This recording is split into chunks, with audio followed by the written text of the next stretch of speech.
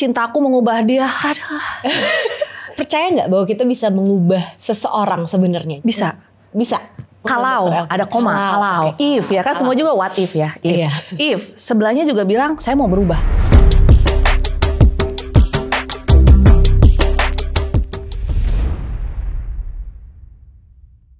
Hi curious people, welcome to Spotlight, where we deep dive into one specific topic one at a time. Topik untuk season kedua ini seru banget. It's navigating your 20s, which is a very complicated, complex, but potentially fulfilling time. Dan hari ini kita bakal ngebahas sesuatu yang kayaknya bakalan resonate banget, yaitu relationships. And not just romantic relationships, but friendships, parent-child relationships, and we're going to take it broadly. So, we'll jump straight into it. I want to introduce you to my guest, Dr. Elvin Gunawan. Halo, Thank you. Halo Maudi, apa kabar? Thank you for being here. Dr. Elvin adalah founder dari Mental Hub Indonesia, and then also udah jadi psikiater hampir 10 tahun. Tapi you have direct experience with basically therapy juga ya dok ya. Jadi kita bakalan kupas bareng Dr. Elvin today. Aku pengen start with the big picture dulu nih dok. I want to talk about the importance of relationships and why it matters gitu. Karena ada studi ini dari the Harvard Study of Adult Development gitu, bahwa close relationships are the strongest prediction of our overall well-being. Jadi it's not just career success, it's not exercise, but it's relationships. Pengen tahu deh dari persepsi atau perspektif dokter, why is that?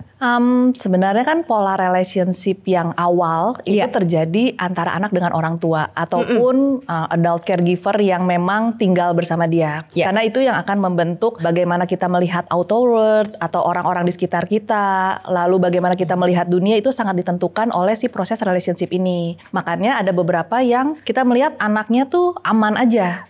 Ada ibunya oke, mungkin ketika ibunya pergi dia baik-baik aja, tapi nanti ketika ibunya datang dia bisa dengan cepat deket lagi sama orang tuanya. Ada pola relationship yang anaknya tuh anxious, cemasan gitu ya, kalau orang tuanya pergi dia worry, khawatir gitu. Atau ada yang pola relationshipnya tuh memang sangat berantakan karena anak ini banyak mendapatkan penolakan sehingga akhirnya dia kayak asik sendiri aja gitu. Jadi nanti dia tidak bisa membangun relationship. Dan yang terakhir yang biasanya anak-anak muncul dari pola kekerasan. Jadi rumah yang chaos banget, mungkin kayak perang dunia ketiga kali ya, di rumahnya berantem mulu gitu, sehingga nanti ketika dia dewasa mereka bingung menempatkan diri gimana. Jadi itu akan shaping banget pola relasi mereka ketika nanti dia dewasa gitu. Boleh kasih contoh gak sih dok from what you've seen gitu? Biasanya pada anak-anak yang misalnya ya yang paling sering tuh dapat pola rejection. Kayak misalnya ada anak yang ciri khasnya ya, anak emas sama anak tiri ya. Yang satu kayaknya mau bagaimana dia berusaha selalu dilihat sebelah mata sama orang tuanya. Anak yang satunya kalau dapat penghargaan dikit, dielulukannya satu kampung. Nah biasanya anak-anak kayak gini yang sering merasakan rejection ketika nanti mereka dewasa, mereka sulit percaya sama orang lain. Mereka selalu menjadi ambisius dalam mencari karir, menjadi sangat independen, dan akhirnya merasa nggak perlu orang lain. Ya, atau ada anak-anak yang anxious attachment nih yang jadi orang tuanya tuh kalau lagi hadir 100%, apapun everything I do it for you. Nanti tiba-tiba dia hilang, kayak nggak peduli aja sama anaknya. Nah pola-pola gini biasanya sering sekali membuat pola anak-anak people pleaser yang selalu mengutamakan orang lain dibanding diri dia sendiri supaya orang tuanya tetap mau bareng sama dia. Dan itu nantinya dengan berjalannya waktu akan menumbuhkan mungkin ya masalah-masalah juga dalam relationships lain, entah itu pertemanan atau hubungan romantis. Gitu kan ya dok? Iya, karena nanti ada fear of rejection lagi kan, karena ditolak orang tuh kan nggak enak banget ya. Nah jadi ketika dia dewasa dia akan melakukan segalanya supaya orang jangan menolak saya lagi. Gitu. Penasaran deh, kalau menurut dokter berarti langkah-langkah agar seseorang itu bisa keluar atau bisa healing gitu ya dari attachment style yang mungkin kita dapatkan dari upbringing tuh gimana ya dok? Ya kalau ada yang nggak setuju mungkin ya another part ya gitu. Tapi in my opinion kalau aku melihat pasien tuh biasanya aku menilai yang pertama orangnya mau atau enggak. Karena kita nggak bisa ngubah orang kalau orangnya nggak mau berubah. Kayak misalnya dia people pleaser, permasalahannya selalu all the problem coming up karena dia nggak bisa ngomong tidak. Kan nggak ada obat di dunia ini yang tiba-tiba saklar tidak tuh hidup ya. Kita kasih terus tiba-tiba dia bisa ngomong tidak gitu kan nggak mungkin. Dia harus melatih rasa tidak nyaman ketika dia harus menolak sesuatu yang mungkin dia nggak pengen lakuin. Nah jadi kita harus menilai orangnya mau atau enggak. Ya yang paling penting ya mungkin keinginan untuk belajar memperbaiki hidup ya. Oke. Karena ya kalau mau lihat sekarang di zaman yang sekarang segala sesuatu bisa kita cari. Nah masalahnya actionnya mau apa? Mau banyak knowledge-nya tapi nggak melakukan apa-apa ya just knowledge aja. Jadi yang pertama yang dibutuhkan adalah kemauan untuk berubah atau mungkin kesadaran diri dulu bahwa oh mungkin ini bukan attachment yang healthy, yang baik. Terus keinginan untuk berubah. Nah dari keinginan itu tuh sebenarnya concretely misalnya dalam kasus yang tadi Dr. Elvin ceritain yang mereka punya sense of fear of rejection terus gitu. How can that person slowly get out of that? Nah biasanya aku suruh dia journaling. Jadi itu akan selalu ada orang yang dengan polanya dia atau dengan figurnya dia itu selalu berhasil memencet tombol cemas misalnya pada anak ini. Itu aku sudah selalu minta mereka untuk coba kamu tulis setiap momen dalam kehidupanmu yang memang berhasil membuat emosi kamu nggak baik-baik aja, pikiran kamu nggak baik-baik aja. Misalnya kayak ada salah satu klien aku yang dia tuh ada orang diem aja, dia tuh kayak worry, cemas gitu loh kayak, duh orang ini ngomongin apa ya tentang saya tadi ngelakuin salah nggak ya? Padahal nggak ada apa-apa. Ya mungkin orang ini lagi menikmati aja kesendiriannya gitu, tapi dia akan sangat cemas. Oh ternyata dulu orang tuanya tuh selalu mendiamkan dia sebelum dia dimarahin.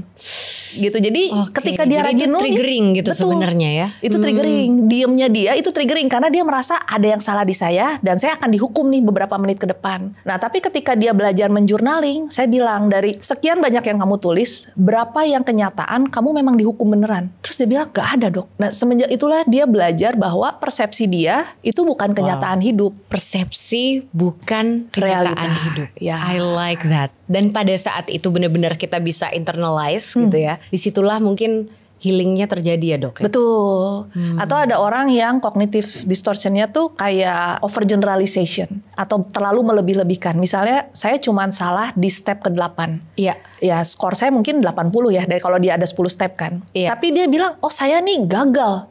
Saya bilang gagal tuh konteksnya adalah 0% loh. Kamu melakukan dengan sangat baik sampai level 8. Level 9, 10 gagal ya itu bagian proses belajar. Mungkin kamu gak ngerti, mungkin kamu lupa, mungkin kamu kelelahan. Ya banyak hal yang kamu gak bisa kontrol. Iya. Oh ternyata orang tuanya ya selalu gitu. Kalau dia nggak ranking 1 ya berarti dia selama ini males. Jadi judging orang tua tuh akan sangat menentukan konsep anak ini ketika bertemu kegagalan. Cara glimpse of mother's eyes and father's eyes akan menentukan self-worth anak ini ketika nanti dia dewasa. Aku penasaran deh, kalau misalnya trauma atau upbringing seseorang itu kan kemungkinan besar tidak sempurna ya dok ya. Karena kita pun, aku gak bayangin kalau aku pun jadi orang tua nantinya mungkin akan ada judgment style atau akan ada something lah, some type of trauma mungkin gitu yang aku juga impose ke anak aku gitu yang without meaning to. Nah kita sebagai anak dulu kali ya mungkin ya pada saat kita merasa oh ada trauma nih dari orang tua, gimana ya caranya kita merasa berdaya juga bahwa kita bisa resetting juga kok gitu,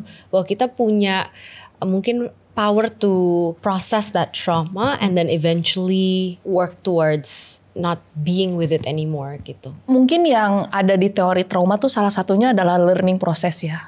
Kadang kita sebagai anak juga harus tahu ya kondisi orang tua kita tuh kan seperti apa. Mungkin aku merasakan ini lebih setelah aku menjadi orang tua sih. Bahwa setiap orang tua tuh pasti ingin memberikan yang terbaik buat anaknya. Ya makanya 9 bulan berat-berat juga kan ditanggung ya gitu. Cuman gak semua orang tuh punya kesempatan untuk dapat teori parenting kan. Benar. Sehingga yang dia lakukan ke anak seringkali itu adalah bonus dari generasi-generasi sebelumnya yang dianggap terbaik. Betul gitu kan. Iya. Jadi kadang kita harus punya pemahaman mereka juga orang tua yang nggak sempurna gitu. Jadi kadang ada yang saya bilang ya udahlah sejelek-jeleknya juga tetap orang tuamu kan, tetap harus menghormati walaupun tidak semua kalimatnya benar. Nah kita juga harus mengerti penderitaan apa sih yang dia lewatin karena kadang tuh kan manusia dibentuk oleh keadaan ya. Kita mah pengennya lembut kan, tapi kalau ternyata kita hidup di tempatnya yang kayak medan perang kan nggak mungkin kita lembut, antara bertahan atau dihabek kan gitu. Jadi ya lebih baik kita melihat orang tua kita juga oh mungkin di waktu itu dia juga dalam kondisi yang miskin, harus bertahan hidup. hidup, punya atasan juga agak-agak kan gitu. Jadi akhirnya ketika di rumah cuma bawa sampahnya doang, bawa bangkainya doang. Oh ya, di momen itu kita belajar untuk memaafkan mungkin ya. Iya. Kalau di bukunya yang terbaru Mel Robbins kan dia bilang let them go. Mungkin kalau di Indonesia mah ikhlaskan dan lepaskan kan gitu. Ikhlaskan dan lepaskan. Jadi sebenarnya ada elemen berempati juga ya. Berempati lalu memaafkan lalu let go. Benar. Gitu ya. Talking about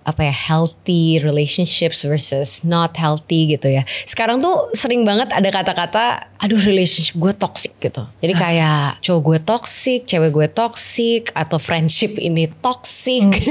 Pokoknya udah gak sehat. Tapi toxic ini digunakan dengan cukup sering sih aku rasa gitu. Apa sih sebenarnya menurut Dr. Elvin tuh definisi hubungan yang toxic gitu? Supaya orang juga gak terlalu semudah itu menggunakan kata-kata itu.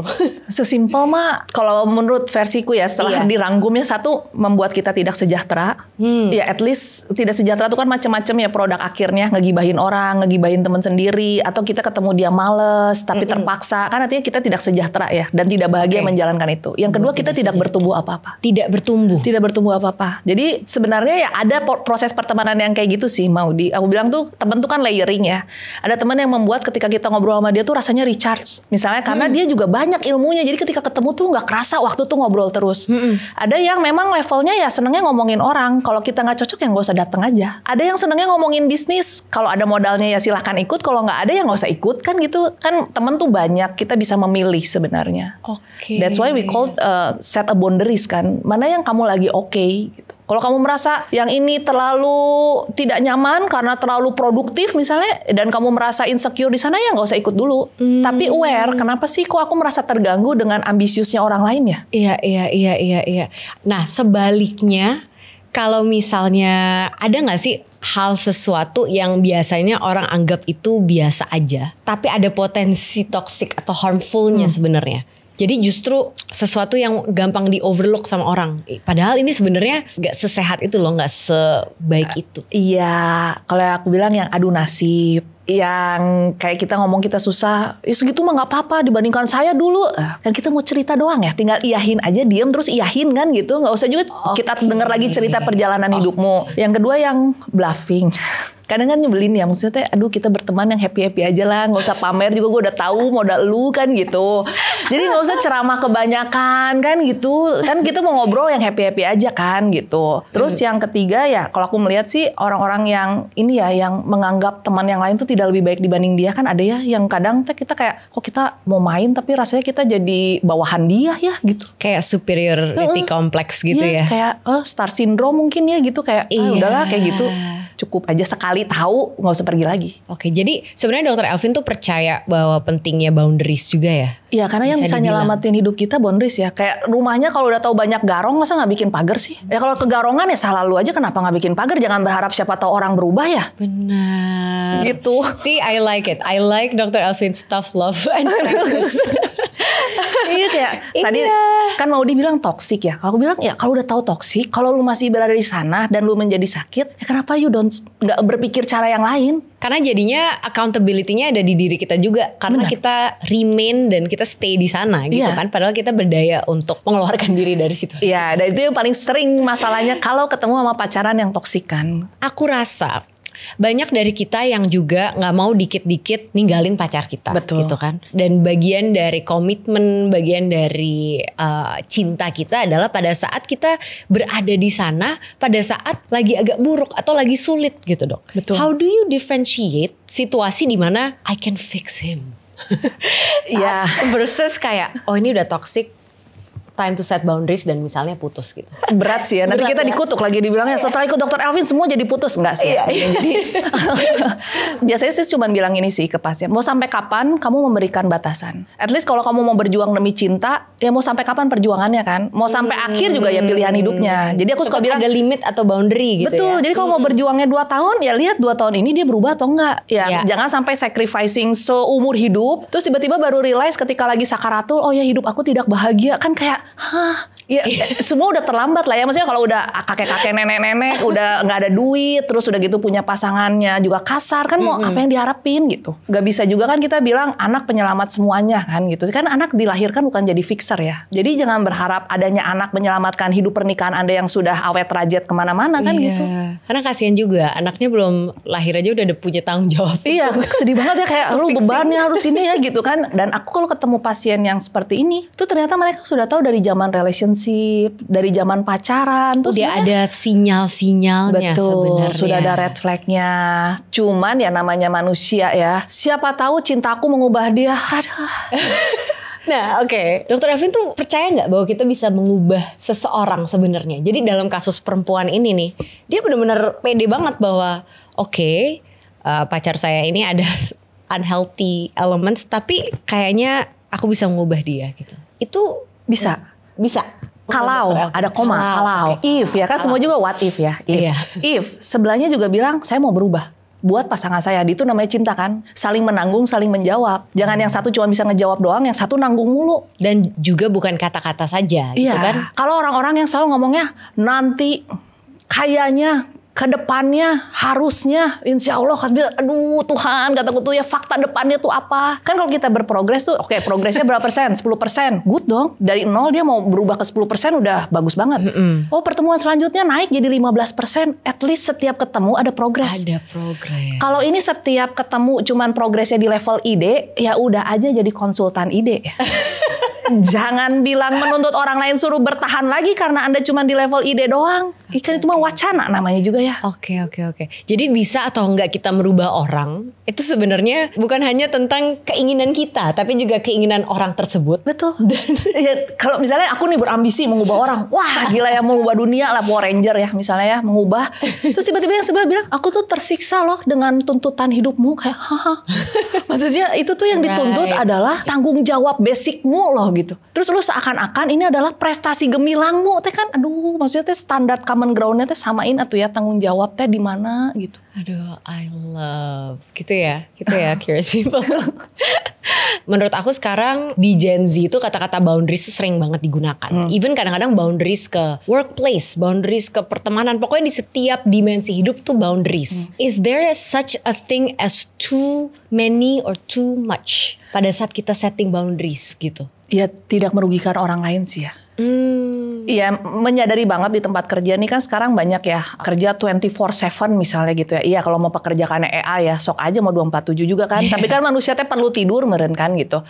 Nah, kalau misalnya di kantor dia ngerasa dia udah menyelesaikan semua tugas dia, terus checklist harian dia terpenuhi, dan sebelum pergi dari kantor semuanya sudah selesai, ya hak dia ya mendapatkan waktu untuk diri sendiri. Nah, masalahnya di kantornya gibah, nggak ngapa-ngapain, scrolling doang. Ketika orang udah pulang, dia ditanya kerjaannya, wajar dong. Iya. Ya jangan nyalain boundaries kalau kayak gitu ya. Anda tidak bertanggung jawab aja di jam kerjanya. Nah masalahnya ini menjadi sangat bias kan. Karena nanti dibilangnya nggak menghargai jam kerja. Ya untuk orang-orang yang memang benar bekerja di jam kerja. Oke, berarti sebenarnya yang aku tangkap harus ada konsistensi gitu kan. Betul. Bahwa kalau kita percaya bahwa kita deserve boundary and rest time, then we need that to be respected. Then we also need to respect the work time. Jadi masa harus menganggap itu seserius itu juga. Betul. Gitu kan dok. Iya. Jangan yang satunya loose. Ya yang satunya tight yang kan. Yang satunya tight. Betul. Like makanya kayak sebagai pimpinan kan, ya mohon maaf ya, kan banyak orang yang tidak layak menjadi pimpinan tapi jadi pimpinan kan. Sehingga kerjaan dia sebagai pimpinan dikerjain anak buahnya. Kebayang nggak anak ini akan burn out-nya kayak apa? Iya. Dan mungkin sekarang karena banyak setup yang work from home juga atau hybrid, itu kadang-kadang bikin susah juga sih dok. Karena kayak malah boundariesnya itu lebih sulit gitu. Kalau kita ke kantor jam 5 pulang, automatically ada mungkin boundaries itu. Betul. Kita juga bisa switch off gitu. Tapi kalau misalnya lebih fluid, di satu sisi ada flexibility, tapi di sisi lain work infiltrates your home life juga gitu. Benar, dan itu menghasilkan orang tua yang stres kan terhadap anak yang stres nantinya kan. Iya, makanya kemarin ada efek ke pastilah ya, emak yang edan tuh kan anaknya juga stres ya. Emaknya udah dipres di tempat kerja. Cuman kan bedanya ketika menghadapi stres tempat kerja kan kita nggak mungkin ngomong ke bos kita kan. Akhirnya displacementnya siapa? Anak kita. Kayak misalnya bosnya marah-marah kan nggak mungkin ya kita ada beberapa orang mungkin yang berani, tapi lebih banyak yang kayak nggak mungkin kan kita bilang, Pak, kayaknya Bapak marah-marah terus harus ke psikiater deh. Kan nggak mungkin ngomong kayak gitu. Iya. Yang kena siapa? Suaminya lah, istrinya lah. Nah, gimana itu caranya untuk menyiasati itu ya, Dok, pada saat misalnya ada spillover gitu dari external stress. Nah, yang akhirnya masuk ke hubungan-hubungan lainnya dan lain-lain. Ada nggak sih? Iya, makanya ada beberapa company yang dia sehat sih. Dia kayak kalau dia mau work from anywhere atau work from home, dia basicnya misalnya outcome based. Jadi yang dinilai adalah produk kerjaannya, bukan jam kerjanya. Bener. Mau dia kerjain 3 jam, sisanya dia dasteran cepolan, nggak apa-apa. Yang penting kerjaan dia selesai kan, daripada dia suruh standby gitu, terus nggak ada juga yang dikerjain kan gitu. Mungkin itu bisa dipertimbangkan di Jakarta yang wow banget ya, kan perjalanan 2 jam, pulang 2 jam, di kantor 8 jam, udah 12 jam sendiri kan di perjalanan kantor nih, tidur 8 jam, ya mungkin buat anak cuma sejam 2 jamnya dia udah pulang kecapean gitu. Jadi ya itu bisa outcome based. Nah yang kedua, ya gimana sebenarnya sih menurutku dunia kerja tuh harusnya lebih tough terhadap orang-orang yang memang nggak perform. Oh, justru dunia kerja harus lebih tough. Kan asasnya asas fairness ya, harus adil. Jangan sampai akhirnya orang yang kerja mati-matian akhirnya muncul spiritnya, gue kerja mati-matian segini, gak kerja mati-matian juga segitu, mendingan gue gak kerja mati-matian aja. Right. Ya jadi kalau memang gak perform ya harusnya sih, gak tahu sih, lebih mudah kali ya ngomong, kalau ngelakuin kan susah ya. Maksudnya ya udah dadah gitu. Kalau gak layak jadi pimpinan ya dadah, jangan dipertahanin karena dia anak si ini gitu kan. Akhirnya bikin teman-temannya yang di bawah, yang sakit seorang, sekantor sakit semua gara-gara dia. Aku ngerti banget lagi. Jadi yang dimaksud di sini sebenarnya bukan jahat gitu bahwa orang yang nggak perform harus kita bye-bye gitu. Bukan gitu sih, tapi lebih kayak gimana caranya kita memprotek orang-orang yang perform dan membuat culture fairness gitu. Yes, betul. Sebenarnya lebih ke situ kan, Dok? Karena itu lebih menjaga mindset atau kesehatan mental yang show up dan yang mau gitu. Betul. Untuk kerja segitunya juga gitu. Betul, itu PR banget sih. Karena kan sekarang nih di Indonesia kalau kasih nilai ini kan banyaknya kasihan. Dia punya keluarga, emang yang lain gak punya keluarga gitu? Dia punya masalah hidup, emang yang lain gak ada masalah hidup? Aku setuju banget sih. Kayak kita harus ada, emang insentif strukturnya tuh harus diprotek. Betul. Ya kan? Betul. Kenapa orang harus menjaga motivasi mereka, menjaga sense of fairness. Betul. Kadang kalau kayak pasien depresi gitu ya, aku suka bilang sih, kamu depresi boleh banget. Itu hal yang normal di kehidupan manusia ketika kita gagal coping kan sebenarnya. Iya. Nah tapi jangan sampai kita jadi bawa orang depresi juga gara-gara kita nggak pulih. Ketika kita perform nih di kerjaan, misalnya bosnya ngertiin kita dapat, itu kan sesuatu berkat ya. Maksudnya orang mau ngertiin kita lagi nggak baik-baik aja. Tapi jangan keenakan juga. Berobat lah, makanya karena kalau udah depresi nggak mau berobat ya, terus udah gitu akhirnya malah saya ini depresi, tapi keluar bilangnya saya depresi. Nah, ketika dia nggak perform, gap antara dia nggak perform ini kan ditanggung teman-temannya. Bukannya kita jadi unfair juga ke dia ya? Mungkin nggak baik-baiknya kita bikin keluarga lain burn out, bikin orang jadi lebih lama kerja di kantor, harusnya dia bisa main sama anak-anaknya, gitu. Jadi itu kayak responsibility as human being aja sih sebenarnya. Jadi waktu ada that feeling of depression, gimana caranya? Okay, you're allowed to feel that for a time gitu. Tapi beyond that, yuk kita do something about it gitu kali ya. Betul. Maksudnya, Dok. Karena semua emosi valid kan. Mau ngerasain sedih, marah, semua valid. Semua valid. Cuman perilakumu tidak semuanya valid. Oh my gosh. Iya. I'm like taking notes. Your emotions are always valid. Your actions aren't always valid gitu ya. Powerful. Aku sebenarnya pengen nanya, mungkin teman-teman di sini juga pengen tahu apa sebenarnya bedanya anxiety and depression. Kenapa aku pengen nanya? Karena these are words that are being used a lot. Dan banyak mungkin teman-teman yang self-diagnose gitu. Gue depresi atau kayak gue anxious gitu. Bedanya apa sih, Dok, sebenarnya? Sebenarnya cemas itu tuh kan perasaan khawatir ya. Iya. Dan untuk teman-teman yang lagi berobat untuk cemas, ingat terapi cemas itu bukan menghilangkan cemasnya. Oke. Karena cemas tuh penting buat kita bertahan hidup. Cemas itu penting untuk kita bertahan hidup. Iya, tapi kalau di level gangguan itu menjadi masalah. Misalnya cemas tuh membuat kita waspada kan. Kita mau ujian, cemas nih, kita belajar lebih rajin. Kita ketemu bos yang galak, kita cemas, kita persiapkan lebih baik. Jadi cemas tuh dalam kadar normal itu adalah salah satu cara kita bertahan hidup, membuat kita lebih waspada. Tapi kalau di level gangguan ya itu yang muncul deg-degan, kayak mau mati, dadanya kayak kejepit, udah gitu kayak it's the end of the day, pokoknya ini udah kayak sakaratul. Nah, dia akhirnya biasanya berakhir di IGD. Nah, itu gangguan cemas yang kadang diikuti dengan gangguan panik karena dia sesek dan lain-lain. I see. Nah, sebenarnya kita udah mulai harus waspada dengan gangguan cemas ini ketika kita sudah overthinking yang nggak terkontrol. Kan overthinking nggak kekontrol tuh kita gimana ya cara trackingnya tuh, Dok? Kan kadang-kadang ada overthinking yang masih Oke. Ya. Biasanya aku suka mereka suruh tulis karena apapun yang di otak setelah ditulis tuh biasanya lebih rilis. Oke. Jadi misalnya kayak saya mikirin negara, tulis aja. Saya mikirin apa, tulis. Saya mikirin APBN segala macam, tulis. Nah, nanti kita lihat mana yang memang kita perlu pikirin, mana yang nggak perlu kita pikirin. Ya, masalah bayar uang sekolah anak perlu kita pikirin karena itu 100% kontrol kita kan. Iya. Ada hal yang memang 100% uncontrol. Kita nggak bisa ngapa-ngapain. Mikirin negara boleh, tapi melakukan sesuatu belum tentu bisa kan. Jadi ya udah kapasitas saya bisanya di mana nih kalau yang uncontrol. Atau yang 50-50, yang 50% kita bisa lakukan yang terbaik, 50% tergantung orangnya mau atau enggak. Jadi ketika kita tulis, kita petakan, biasanya otak akan shaping lagi. Oh, kita perlunya mikir yang ini aja. Nah, masalahnya teman-teman tuh orang Indonesia jarang nulis. Jadi semuanya ruminasi di otak. Jadi kita nggak bisa menelaah sendiri gitu. Betul. Ya. Apa aja yang kita pikirin. Oke, Dok, kalau itu mungkin cemas ya. Kalau depresi? Kalau depresi itu dia suatu perjalanan emosi. Biasanya ciri khasnya tuh sedih 2 minggu berturut-turut. Jadi kalau curious people nih baru sedih sehari, itu bukan depresi ya.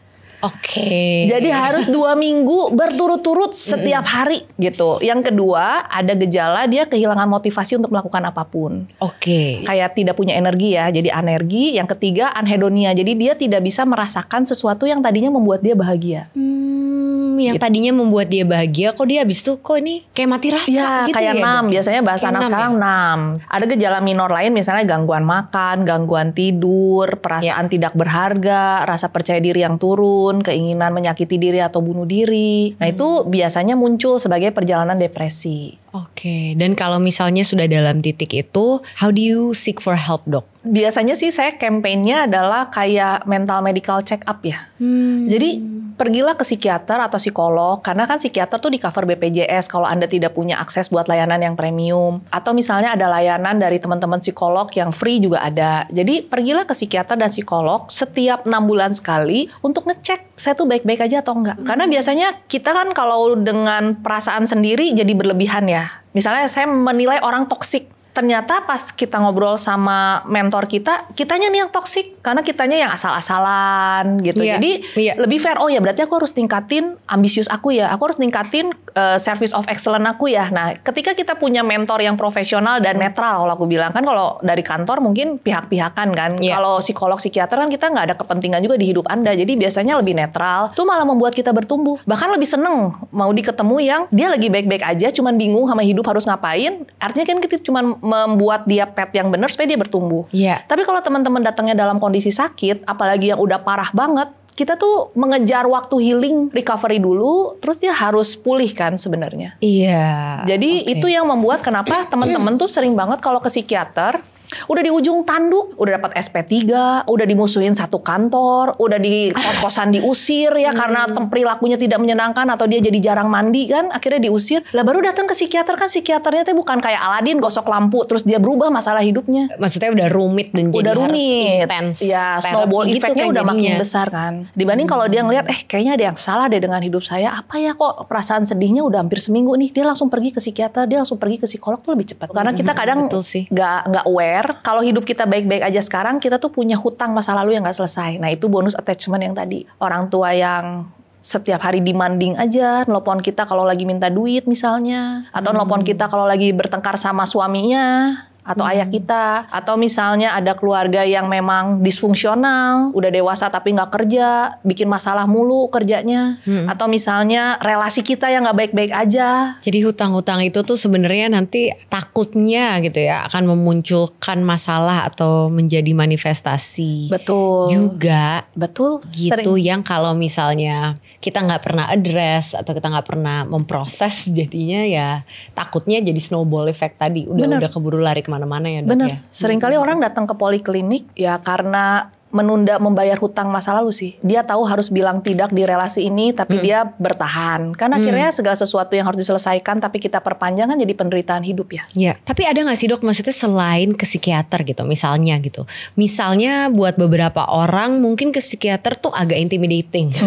Iya sih, orang berdoa dulu kali ya, Tuhan moga kayak salah gitu ya. Iya, dan the idea of talking about misalnya your family or your parents in front of people, mungkin untuk beberapa orang tuh kayak, gue nggak bisa nih gitu cerita ke orang gitu. Ada nggak sih sebenarnya cara-cara yang bisa dilakukan internally gitu? Hanya orang itu dengan dirinya sendiri untuk bisa lebih baik atau keluar dari mental situationnya. Sebenarnya kalau dia basicnya trauma, saya tuh seneng banget mengajarkan pasien tuh ada namanya momen post traumatic growth. Jadi luka tuh sebenarnya hadir untuk membuat kita lebih baik. Saya ketemu misalnya kasus bullying. Di satu sisi betul kalau secara kejadiannya ya, itu menghancurkan harga diri seburuk-buruknya. Tapi kalau dia tidak pernah memperbaiki dan dapat learning lesson di sana, dia seumur hidup akan selalu menyalahkan orang yang membulinya. Even ketika orang yang membulinya juga udah nggak inget lagi dia ngebully siapa aja kan.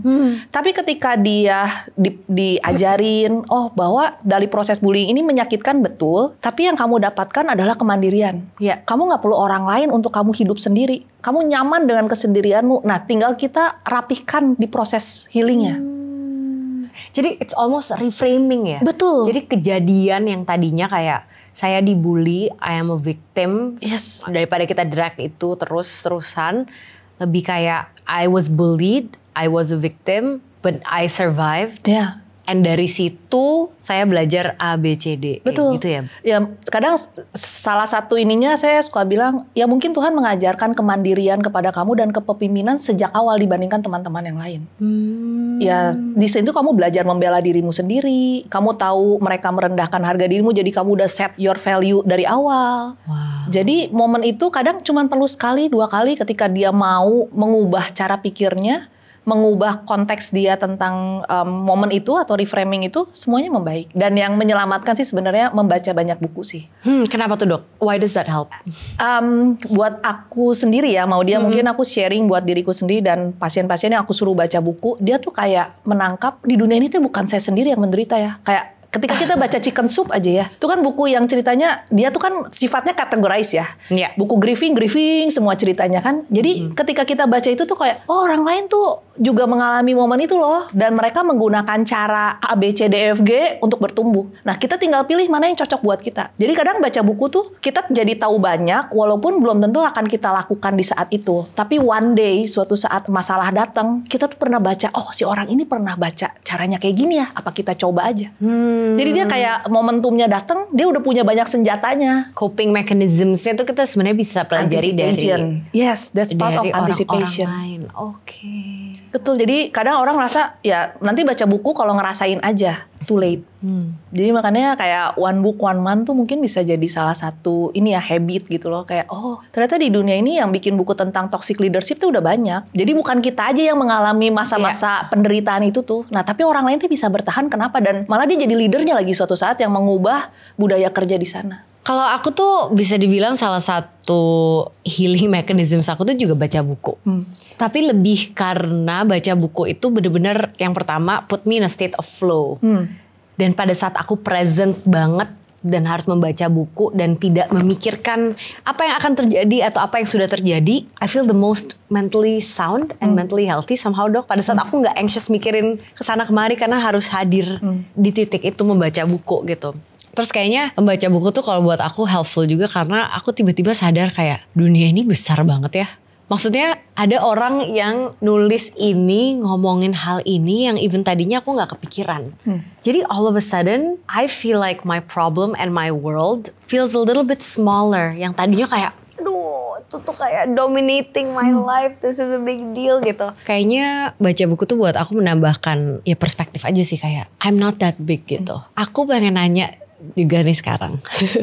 What is the role of kayak social media dan culture of narcissism in mental health gitu, or in relationships juga? Kalau menurut Dr. Alvin gimana? Sosial media nih pada akhirnya kan membuat kompetisi sosial secara virtual ya. Iya. Sebenarnya orang jadi tahu apa yang dimiliki orang lain, walaupun kita nggak tahu itu benar atau enggak.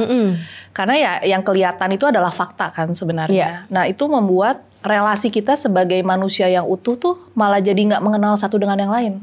Karena kita sudah punya standar ideal sendiri yang kita cocok logi dari beberapa konten yang kita lihat. Suami yang ideal, preference kita kan pasti itu ditentukan preference sebenarnya. Oh senengnya yang kayak gini, yang dandy, yang klimis, yang sugar daddy lah atau segala macam. Akhirnya kita punya banyak sekali ekspektasi buat pasangan hidup kita. Dan akhirnya pernikahannya jadi berantakan. Karena kita nggak pernah ketemu one on one secara real sama orang ini seperti apa. Jadi banyaknya mungkin bluffing yang tadi terjadi secara virtual tuh sebenarnya bisa harmful ya. Dan sedihnya orang jadi melihat segala sesuatu based on materi ya. Sesuatu yang konkret kayak orang bahagia kalau duitnya banyak. Padahal kan kita juga tahu di titik tertentu tuh uang nggak bisa beli semuanya kan. Ya betul segala sesuatu butuh uang. Tapi banyak hal yang kita nggak bisa beli pakai uang. Kayak menumbuh kembangkan pakai anak betul. Segala sesuatu bisa lebih mungkin. Tapi kita nggak bisa beli attachment kita sama anak. Kita nggak bisa beli momen bersyukurnya dia punya orang tua kayak kita kan. Dan itu maksudnya memang bukan hal yang bisa ditangkap sepenuhnya di media sosial. Betul. Ya memang dok. Karena yang di capture dengan mudah ya yang sifatnya tangible tadi. Betul. Gitu. Wah.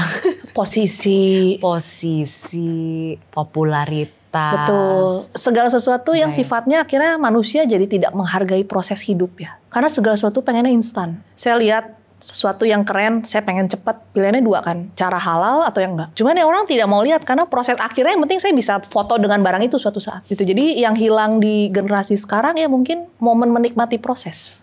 Iya itu. Makanya me, myself and I jadi tumbuh kan. All about me, myself and I udah. Cuman ya kita juga sih yang bikin generasi model gini juga kan. Segala sesuatu dipersingkat, prosesnya dipermudah. Anak nggak ngerti adabnya seperti apa. Bahkan kadang kalau kita lihat si budaya lokal tuh kan parenting kita tuh sebenarnya yang Nusantara banget tuh bagus banget loh sebenarnya. Kalau kita pergi ke desa adat, kita belajar gitu. Kayak gimana tuh? Mereka mengajarkan mostly ya. Mereka mengajarkan kesederhanaan. Mereka mengajarkan manusia tuh nggak bisa hidup sendiri. Mereka mengajarkan kita tuh harus bersahabat dengan alam. Karena mau nggak mau yang menjadi orang tua besar kita tuh sebenarnya alam kita. Wow. Gitu. Jadi ya mereka menganggap segala sesuatu ya karena ada orang nggak boleh dibikin serakah kan. Sebenarnya yang membuat hancur tuh kan keserakahannya. Saya punya rumah 1 cukup. Saya punya rumah 10 yang lain miskin nggak apa-apa. Kan itu sebenarnya segala sesuatu keserakahan. Jadi kadang kalau kita pergi kayak ke desa Baduy atau misalnya kemarin saya ke Boti itu kayak orang tuh sederhana tuh hidup kayak gini ya. Terus dia bilang ya pada akhirnya semua orang akan meninggal. Dan kita nggak akan membawa semua yang kita miliki juga kan. Wah emang sih kayak dan aku tuh merasa algoritma media sosial tuh juga makin parah kan dok, karena maksudnya misalnya kita ngelihat satu hal gitu yang kita anggap aspirasional, itu dibaca sebagai hal yang kita sukai oleh platform tersebut, terus kita di feed sama konten itu terus menerus gitu. Jadi di satu sisi kita tuh interconnected, tapi di sisi lain dunia kita tuh semakin kecil karena kita terekspos ke hal yang sama terus menerus gitu. Betul, makanya sedih banget ya kalau misalnya memang kita punya kesempatan punya follower yang banyak. Menurut aku yang bisa menyelamatkan follower kita adalah bagaimana kita menggunakan platform kita untuk mengedukasi orang kan. Iya. Yang tadi bermunculan terus yang Dr. Alvin juga mention terus adalah the importance of itu sih proses ya, and appreciating proses yang takutnya sekarang semakin hilang gitu. Iya, karena proses bikin self control kan. Kontrol kita lebih baik. Oke, terakhir nih dok, aku cuma pengen nanya kayak kalau menurut Dr. Elvin untuk teman-teman di sana yang di umur 20-an atau mungkin 30, early 30s gitu. Ada gak sih pesan-pesan tertentu gitu dari Dr. Elvin untuk mungkin to start working on their mental health atau misalnya tips untuk improving their relationships juga? Mungkin teman-teman bisa ambil kertas lalu tulis yang menjadi modalitas yang kamu miliki sekarang tuh apa? Semua orang punya modalitas pasti beda ya Maudi. Ada yang modalnya cuman ya hidup tuh cuman bisa dari otot doang misalnya. Atau dia punya kesempatan sekolah baik makanya dia punya modalitasnya otak. Ada yang modalitasnya tuh termasuk keluarga besar misalnya ikut support dia. Ya setiap orang punya modalitas berbeda. Jadi kamu harus tahu dulu basic modalitas kita tuh apa. Yang kedua adalah apa yang menjadi hutang masa lalu kita. Jadi bikinlah list of trauma dalam hidupmu tuh apa. Jadi biasanya saya bikin dalam 3 kolom. Item traumanya apa. Lalu efek trauma itu ke kehidupanmu apa. Dan learning lesson yang kamu dapetin apa. Kalau kamu belum dapat learning lessonnya nggak apa-apa. Karena trauma nggak butuh cepet-cepet untuk disembuhkan kan. Sometimes it takes time. Kadang juga nggak perlu diselesaiin gitu. Jadi tulis aja aja dulu. Lalu yang ketiga adalah belajarlah untuk memonitoring emosi dan pikiranmu. Jadi setiap momen kamu tertrigger, tulis. Setelah kamu tulis, baca lagi. Supaya kamu belajar beradaptasi lebih baik. Kita nggak bisa ngubah orang, kita nggak bisa ngubah dunia. Yang bisa kita ubah cuman diri kita sendiri dan cara kita memberikan reaksi terhadap suatu stimulus kan sebenarnya. Dan yang terakhir, tetaplah belajar. Kalau belajar, bikin catatannya. Quotes apapun yang kamu dapetin tuh bikin listnya. Ya mungkin itu akan jadi quotes of life kamu. Karena setiap orang beda-beda ya. Misalnya kalau saya dapat quotesnya kehidupan yang bahagia dimulai dari kesengsaraan misalnya. Mungkin buat saya nggak kena ke hati. Tapi mungkin ada quotes lain yang buat saya tuh jelek banget gitu ya. Misalnya kayak kita nggak bisa ngubah orang, yang bisa kita ubah diri sendiri. Itu kan jelek buat saya. Tapi buat orang lain mungkin nggak. Jadi momen-momen itu tuh bisa jadi kayak refleksi bulanan, refleksi mingguan kalau kita masih stres. Dan yang terakhir adalah ya tadi bikin layering pertemanan. Layering pertemanan. Ya, mana yang memang kita bisa cerita semuanya, mana yang memang kita cuma bisa ceritain ke Tuhan aja, gitu kan. Mana yang memang gak perlu diceritain ke siapa-siapa, selesaiin. Menceritakan masalah tidak menyelesaikan masalah kan, pada kondisi tertentu ya misalnya. Iya. Gitu. Jadi ya take responsibility for your own life gitu. I love it. Thank you so much, Dok. Sama-sama. Thank you. Biasanya nih kalau di ujung ini aku juga mau sharing kayak 3 points dari Dr. Alvin yang tadi nempel banget di aku gitu. Yang pertama yang aku suka banget, Dok, itu tadi pertama kali kita ngobrol bahwa persepsi itu bukan realita. Jadi asumsi-asumsi tentang diri kita sendiri gitu, itu kita mungkin harus kita tuliskan untuk benar-benar kita jabarkan. Itu tuh benar-benar terjadi gak sih asumsi-asumsi kita gitu. I think that's really powerful. Terus tadi juga ada quote bahwa semua perasaan itu valid. Tapi tidak semua perilaku itu valid. I think that captures it quite well, because as we navigate the world trying to set up boundaries, trying to deal with things that are unique to us Gen Zs dan Millennials, pasti kita akan ketemu nih dengan konsep-konsep boundaries ini. How much is too much? How little is too little gitu. Jadi I think this quote really captures it. Terus yang terakhir yang aku suka banget sebenarnya, overall dari ngobrol sama Dr. Alvin tuh aku merasa Dr. Alvin percaya bahwa manusia itu berdaya dan manusia itu harus bertanggung jawab terhadap hidupnya sendiri. We can feel things, we can have traumas, and that's true. Tapi mungkin bisa ada next stepnya juga, apa sih yang bisa kita lakukan gitu ya, Dok ya? Benar. Untuk memproses hal tersebut untuk akhirnya bisa lebih baik gitu situasinya. Iya benar. Gak usah nunggu sukses kan buat jadi baik ya. At least kita baik buat diri sendiri aja udah gak bikin masalah kan buat hidup orang. Those are 3 of my favorite points. Thank you again, Sama-sama. Dr. Alvin, waktunya. And thank you, curious people, for joining in and listening to Spotlight. See you guys in the next video.